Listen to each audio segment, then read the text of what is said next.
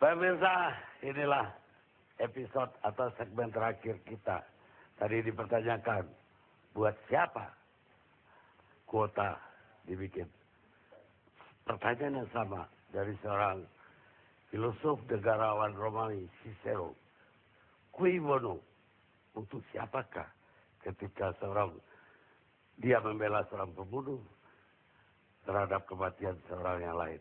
Untuk siapakah kematian itu? Sekarang pertanyaan itu diulang Bapak ini. Untuk siapa kuota dibikin? Maksudnya, motifnya. Saya ke Kadin, Wakil Ketua Muda, Ketua Umum Kadin Bidang Industri dan Pengolah Makanan, Juan Permata Adu. Terima kasih Bang Karni. Selamat malam. Ya. Mungkin kita mesti lihat bahwa kebijakan ini dimulai di 2004, waktu kabinet Pak SBY dimulai. Dan dicanangkannya swasembada daging itu dari tahun 2005, 2010, 2015. Dan itu menjadi target sampai sekarang. Nah, ini yang kita lihat bahwa swasembada itu diciptakan oleh pemerintah dengan tujuan meningkatkan daya saing. Ini mungkin hampir semua komoditi pertanian dilihat seperti itu. Nah, yang jadi masalah di daging ini ada terbagi dari 4 industri, Bang. 1, industri bibit. 2, industri feedlot. 3, industri rumah potong. 4, industri pengolahan daging. Nah, 4 industri ini sudah ada lebih dahulu di Indonesia. Dan sebelum swasembada itu dicanangkan, 4 industri ini sudah berjalan, ditambah dengan perdagangan daging. Nah, importir-importir itu masuk dalam kelompok perdagangan. Nah, dari 4 industri ini investasinya triliunan, Bang. Nah, dari triliunan investasi di industri ini, jumlah peternak yang terlibat itu ada sekitar 6 juta peternak. Nah, kita melihat bahwa kebijakan pemerintah ini kalau memang ingin menunjang industri dalam negeri dan mengangkat daya saing kita, swasembada waktu awal-awal dicanangkan, konsekuensinya adalah harga pasti naik. Dan itu kita sepakati, harga pasti naik. Sehingga perlu diatur secara tahapannya yang namanya peraturan secara transisi, yaitu impor dagingnya dikurangin, impor daging untuk industri juga lama-lama nanti dikurangin. Kemudian setelah itu semua tersedia, baru kita masuk ke impor, dikuranginnya impor sapi. Tapi yang dilakukan oleh Kementerian Pertanian, kebijakan ini dipukul rata. Impor daging kagak boleh, impor sapi kagak boleh. Ini yang jadi masalah. Baru diributin ngomong statistik. Statistik ngomong 14 juta, teori industri, 1/4 dari populasi sebenarnya supply untuk pasar. Tapi 14 juta kita ini tersebar dari semua pulau di Indonesia. Logistiknya tidak dimungkinkan. Logistik kita tidak pernah siap. Makanya pada cerita lah namanya Pak pemerintah mengatakan ada kereta api, bikin kapal, segala macam. Tapi ini baru terakhir. Nah, kalau kita bicara kebijakan, kita pernah sukses kan, Bang? Di kebun sawit kita sukses jadi nomor 1. Dulu kita minyak goreng kita impor. Di industri ayam kita sekarang industri ayam sudah bisa swasembada. Maksud kami, kalau memang itu menjadi target kita di situ, buatlah target itu secara komprehensif dan diajak semua industri itu terlibat. Ini enggak. Ini dijadikan transisi untuk lakukan kegiatan-kegiatan yang malah sekarang nggak dapat apa-apa semuanya. Peternaknya nggak dapat apa-apa, industri nggak dapat apa-apa. Ada yang dapat apa-apa. Bang. Nah, sekarang kita ngomong masalah harga, Bang. Tadi kan Bang Karni bilang masalah harga. Harga kita ikut ngecek. Saya setuju sama Pak Syukur. Bahwa harga, acuan kita itu hanya kepada 6 negara yang memang bebas penyakit mulut dan kuku.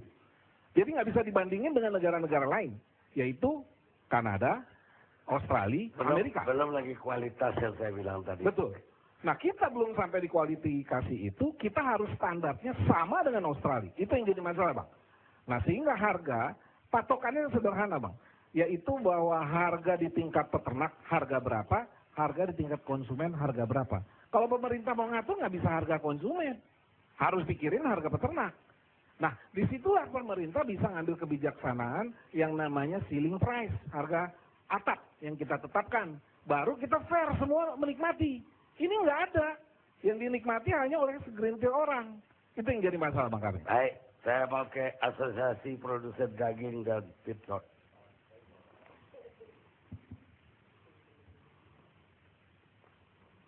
Silakan Pak. Ya. Apa yang Bapak alami sebagai industri feedlot? Terima kasih Pak Kani, kita diundang ini malam ini. Saya pikir karut marut daripada swasembada daging sapi ini miris juga ya. Mirisnya 2014 mau kita tinggal landas untuk PSDS, terjadi kekacauan gitu kan, terjadi kemelut gitu kan. Ini ada sesuatu yang salah gitu kan, sesuatu yang salah. Salahnya itu tadi udah banyak juga teman-teman dari asosiasi menyampaikan. Kalau saya melihat kesalahan kita itu kita di dalam menyusun program swasembada daging sapi itu didasarkan kepada blueprint yang datanya itu adalah data BPS yang 2011. Pada penyusunan program swasembada daging 2014 itu populasinya 14,2 juta. Tapi waktu sensus 2011 14,8 juta, semakin yakin pemerintah bahwa program ini bisa dilaksanakan. Nah, persoalannya definisi program swasembada daging sapi itu yang pertama mengurangi impor, Pak. Ya. Mengurangi impor yang bertahap, yang tahun 2013 ini 14,8%, di tahun 2014 nanti tinggal 10%. Pertanyaannya, kalau 14,8% dari sekarang, artinya 85,2% itu dipasok dari lokal. Dari lokal. Nah, Pak Kani tadi sudah menyampaikan kan, BPS itu sebelum 14,8, strukturnya ada gitu. Tadi Pak Kani juga menyampaikan, jantan itu berapa sih gitu kan. Nah, saya melihat dari struktur itu, struktur populasi itu, memang kemampuan penyediaan daripada sapi lokal kita ini, itu hanya sekitar 1,8 juta Pak, yang untuk jantannya. Padahal kita 2013, dengan proyeksi konsumsi kita 2,2 kg per kapita itu kita harus menyediakan 549.000 ton. Nah, 85% dari situ. Padahal 549.000 ton ini adalah 3,2 juta ekor harus sapi dipotong. Ini yang jadi persoalan. Nah, yang kedua, Pak, saya melihat perhitungan ketersediaan ini tidak tidak menggunakan faktor-faktor yang lain gitu. Hanya populasi. Sebetulnya faktor yang lain itu mempengaruhi terhadap penyediaan. Seperti contohnya begini, tadi Pak Dirjen juga menyampaikan bahwa 14,8 juta itu di tangan 6,4 juta peternak atau manajer gitu Pak. 6,4 juta manajer, dan ini tingkat keputusan di dalam penjualan sapinya itu kan sangat sulit Pak. Tidak bisa kita bayangkan. Bukan peternak besar lah. Bukan peternak besar ya. Ini jadi persoalan. Nah, yang kedua juga pertumbuhan daripada ekonomi per wilayah itu juga harus diperhitungkan gitu kan. Nah, demand saya memang kurang sepakat gitu Pak. Kalau diseratakan bahwa penduduk kita ini yang 247 juta itu memakan daging itu 2,2 kg. Saya pikir nggak begitu. Karena daging ini pertumbuhan ekonomi itu akan mempengaruhi preferensi daripada konsumsi daging sapi itu gitu kan. Nah, mungkin ini yang perlu kita tinjau ulang gitu kan. Jadi supply-nya penyediaannya seperti apa, demand-nya juga. Karena kalau saya lihat, yang saya pelajari Pak, itu sebetulnya potensial konsumsi daripada daging sapi ini hanya 28% dari penduduk Indonesia ini. Yang mengkonsumsi. Ya, yang konsumsi. Tapi konsumsinya bisa 11 kilo, Pak. Dan 72% nggak makan. Ya, Sekali korban. di bulan lebaran, Idul Adha. Tidak ada aja. Itu yang saya lihat. Jadi Terima kasih Pak Jody. Ya. Saya minta Pak Edri Saragi sebagai Ketua Serikat Petani Iya, terima kasih. Karena Dua-duanya Bapak. Serikat Petani Indonesia, anggotanya ya peternak, ya, bawang putih, ya, bawang merah, juga jagung dan kacang kedelai. Jadi sesungguhnya yang terjadi saat ini di bawang putih dan bawang merah sebenarnya terjadi juga di tanaman yang lainnya sebelumnya. Kacang kedelai, kita itu dulu sebenarnya bisa produksi 70-80%, tapi sekarang kita jadi hanya sanggup ya memproduksi 30%. Demikian juga sebenarnya bawang putih. Dulu kita tahun 90-an awal itu masih bisa berproduksi 80-90%. Ini mulanya semuanya diakibatkan dari Letter of Intent Indonesia dengan IMF. Ya, yang membuka seluruh perdagangan di Indonesia. Tidak ada lagi pembatasan. Kemudian privatisasi terhadap peran Bulog dan juga koperasi-koperasi kita segera yang dimana kita hilangkan. Juga pengurangan subsidi yang sebagainya itu. Karena itu, menurut kita, inilah momentum yang paling tepat untuk menata kembali perdagangan pertanian kita, pangan kita khususnya, baik itu yang dari impor maupun yang di dalam negeri. Karena ini suatu keheranan kita. Bawang merah sebenarnya kita bisa produksi 90%, tapi kenapa bisa ikut mahal? Ya bersamaan dengan bawang putih yang betul-betul memang diimpor sebanyak 90%. Karena itu menurut kita segera kepolisian, kejaksaan ya, yang tidak hadir hari ini di sini saya lihat untuk menginvestigasi dan ditindak para pedagang yang menjadi spekulan. Ya, bukan saja bawang putih tapi bawang merah ini. Karena menurut penuturan Bapak ini sekarang lebih mahal bawang merah daripada bawang putih. Jadi sebenarnya harus ada yang komprehensif dalam hal ini. Karena itu saya sayangkan Kementerian Perdagangan tidak ada hadir di sini. Terus untuk yang bersifat jangka panjang, memang pemerintah kita harus membuat ya HPP, harga pembelian pemerintah, seperti beras. Beras kan tidak pernah harganya fluktuasinya seperti bawang merah ataupun kacang kedelai yang ada sekarang ini. Dan fungsikan Bulog ya minimum untuk membeli stok untuk mencegah ya spekulan ini bergerak, dan juga badan usaha milik daerah supaya ya di daerah itu bisa melakukan operasi pasar kalau ada harga yang melonjak. Dan tentunya untuk urusan darurat impor ini ya saya pikir ini perlu ditata kembali lagi supaya memang kita jangan dipermainkan para spekulan tersebut. Bersifat jangka panjang, Pak. Tentunya ya ini saatnya Presiden SBY untuk sungguh-sungguh mendistribusikan tanah kepada petani yang sejak tahun 2004 sudah dijanjikan. Ya. Tapi sampai hari ini sangat lambat sekali distribusi tanah tersebut. Karena kita bisa sesungguhnya berproduksi. Produksi pertanian Indonesia itu sesungguhnya tinggi dibandingkan negara-negara lain. Kita itu hanya antara Cina dan Indonesia saja. Saya kira yang Bapak bilang udah kesimpulan dari diskusi ini. Iya, karena memang waktunya juga sudah mau habis, Bang.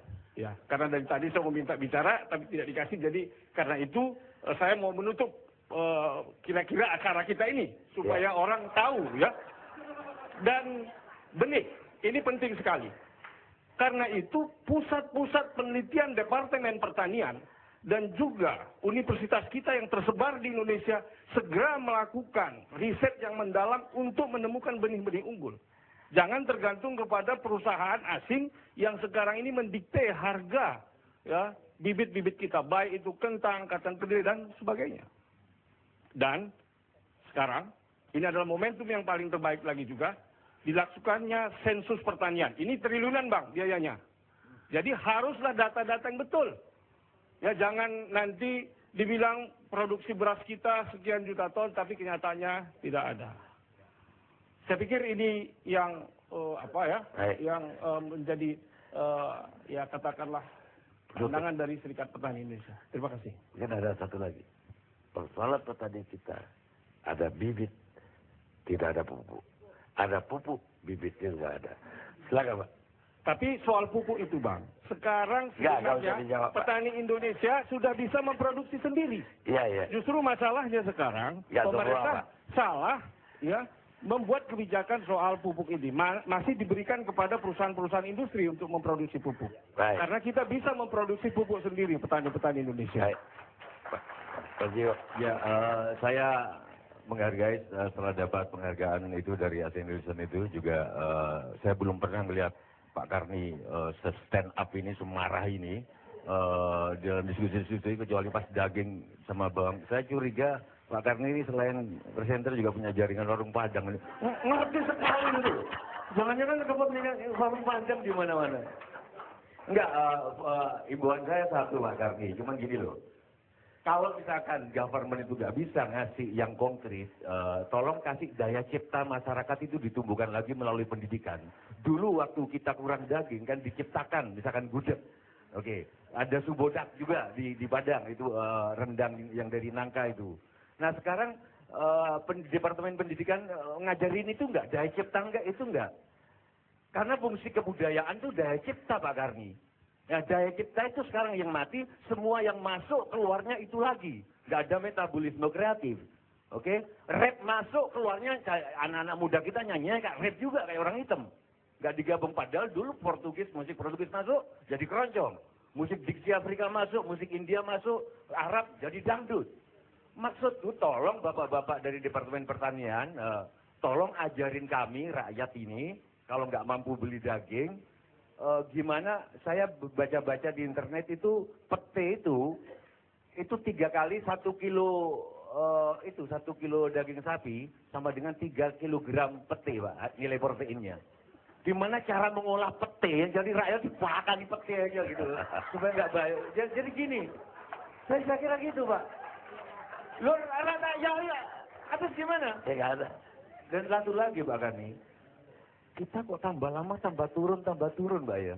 Sebetulnya ketika Gubernur Jokowi mau naik dulu, saya tuh pengen ketawa Pak. Bayangkan saya syarat untuk menjadi Gubernur Jakarta itu mampu membuat warganya di bisnis internet, bisnis itu. Saya syarat jadi Gubernur Jakarta bisa ngatasin banjir. Nanti syarat jadi presiden ini bisa ngatasin harga bawang cuman jadi presiden Indonesia. Gimana? Taiwan udah ngadepin pelurunya ke Cina, Pak. Kita berkutat ke harga bawang. Ini saya kira Downgrade. enggak, saya kira pesan jaringan TV internasional minggu ini aktif menayangkan Abraham Lincoln, Pak. Satu kata yang saya ini untuk para birokrat, Pak. Tolong kita berani, Pak. Karena menurut Abraham Lincoln, sekali kita takut, kita akan terbunuh berkali-kali. Ya. Mahasiswa.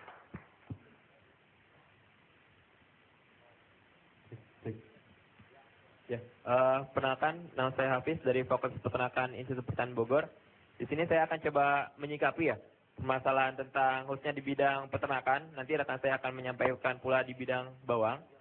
Untuk di bidang peternakan sendiri, saya meyakini bahwasanya untuk swasembada memang terkesan sedikit memaksa. Di mana dari tahun 2010 kuota impor 50%, 2011 30%, 2012 18% dan tahun ini mencapai 15%, dan itu range dari persentase itu cukup tinggi dan itu sangat memaksakan sehingga akhirnya terjadi seperti tadi kelangkaan sapi bakalan dari lokal dan juga betina produktif yang dipotong-potong, dan itu mungkin akan wacana swasembada daging itu mungkin saja salah satu trik untuk pencitraan di tahun depan, mungkin saja itu. Mungkin itu politik bermain di sana. Namun di sini saya akan coba memberi suatu conclusion ataupun solusinya. Bagaimana sih pembibitan? Pembibitan di Indonesia memang masih terlihat minim. Di mana pembibitan itu sendiri diatur dalam Permentan nomor 25 tahun 2011. Di situ di pasal 5 menerangkan bahwasanya setiap feedlot untuk melimpahnya ternak lokal kita, setiap feedlot harus memiliki 10% penyerapan ternak lokal per kapasitas kandang yang ada. Dan itu jika memang semua feedlot menerapkan hal itu, tentu ternak-ternak lokal kita akan sangat melimpah. Namun di situ perlu digarisbawahi bahwasanya infrastruktur kita masih sangat minim, di mana para feedlot itu sendiri mencari sapi bakalan lokal itu range antara bobot badan sangat tidak merata dan itu sangat menyulitkan. Oleh sebab itu saran untuk pemerintah, harapannya bisa menyamaratakan dengan cara pemberian pakan atau pemberian subsidi terhadap pakan. Itu salah satu alternatif. Selain pembibitan, investasi di bidang peternakan pun sangat minim. Di mana untuk bidang peternakan, dari PMA sendiri hanya di posisi 22 dari total seluruh PMA yang ada di Indonesia dengan nilai sekitar 15 miliar dolar. Itu sangat minim sekali dibanding dengan infrastruktur yang lain. Kemudian, dari gejolak harga daging yang naik, apakah peternak kita menikmati, khusus untuk di tingkat peternak, bukan tingkat pedagang ataupun tingkat feedlotter, peternak rakyat saja. Dengan harga yang melambung, apakah patut dipertanyakan, apakah memang peternak kita menikmati harga yang tinggi, seperti itu. Kemudian, jangan saling menyalahkan antara pemerintah. Forum ini sangat terlihat sekali bahwasanya pemerintah selalu disudutkan. Namun di sini harus jika pemerintah disalahkan, siapa yang mengawasi pemerintah? Anggota dewan. Harapannya bisa terjadi kong kali kong yang positif antara pemerintah, anggota dewan dan juga pihak feedlotter untuk sama-sama pentingkan untuk kepentingan rakyat, bukan untuk kepentingan pribadi. Itu dari saya. Baik, lanjut nih. Saya berharap tadi pembibitannya mahasiswa IPB udah sampai ke transfer sperma. Bang Karni, bisa saya dapat waktu Bang Karni? Terima kasih. Perkenalkan, nama saya Jainal Mutakin dari Institut Pertanian Bogor. Yang pertama, 50 tahun lalu ketika Presiden Soekarno meresmikan kampus kami, beliau mengatakan bahwa soal pangan adalah soal hidup mati suatu bangsa. Oleh karenanya, saat ini ketika permasalahan bawang merah yang merupakan komoditas yang dulu diperebutkan oleh bangsa-bangsa Eropa ketika menjajah Indonesia, justru ketika merdeka kok malah langka gitu. Oleh karenanya ini sangat prihatin, kami merasakan sangat prihatin, kami merasa sangat miris. Untuk komoditi bawang merah itu yang merupakan rempah-rempah ketika zaman penjajahan dulu justru diperebutkan oleh bangsa-bangsa Eropa, sekarang justru malah langka. Kemudian yang kedua, sebenarnya jangan sampai dengan adanya kondisi seperti ini justru kita mengaburkan isu mengenai swasembada pangan, karena kedaulatan pangan merupakan salah satu hal yang mutlak yang harus kita miliki. Oleh karenanya, jangan sampai dengan tadi dibahas mengenai masalah importir, kemudian masalah kong kali kong, mengaburkan isu swasembada daging, kemudian swasembada pangan yang merupakan salah satu kedaulatan pangan yang harus kita laksanakan. Selanjutnya adalah kita di IPB punya yang namanya Departemen Agronomi dan Hortikultura. Misalkan ketika dulu ada isu kedelai langka. Kedelai langka, sebenarnya kita di IPB punya 63 galur kedelai yang sebenarnya bisa dibibitkan. Oleh karenanya kita sangat berharap adanya kerjasama antara pihak universitas dengan pemerintah. Dalam hal ini misalkan seperti di negara Thailand yang ada namanya Royal Project. Di sana universitas bekerja dengan pemerintah, di mana hasil-hasil daripada proyek-proyek dari mahasiswa itu bisa dihargai dan diapresiasi oleh pemerintah. Kemudian kita juga punya yang namanya 104 inovasi yang setiap tahun saya pikir hanya menjadi wacana saja gitu. Oleh karena harus ada tindak lanjut yang konkret dari pemerintah sehingga penemuan-penemuan yang ditemukan oleh kami selaku universitas itu bisa dihargai dan diapresiasi oleh pihak pemerintah. Terima kasih. Assalamualaikum warahmatullahi wabarakatuh. Saya kira waktu kita benar-benar bukan habis, tapi udah lewat. Kalau bisa 1 menit aja. Saya nggak bisa tambah, Pak. Sorry. Saya hanya bisa menutup dengan ucapan seorang komposer dan penyanyi juga, namanya Steve Allen. Dia mengatakan government itu memang terbiasa dengan check and balance. Pebisnis yang serakah akan menuliskan cek. Pejabat dan politisi menambah balance-nya di bank. Kita ketemu ILC yang akan datang.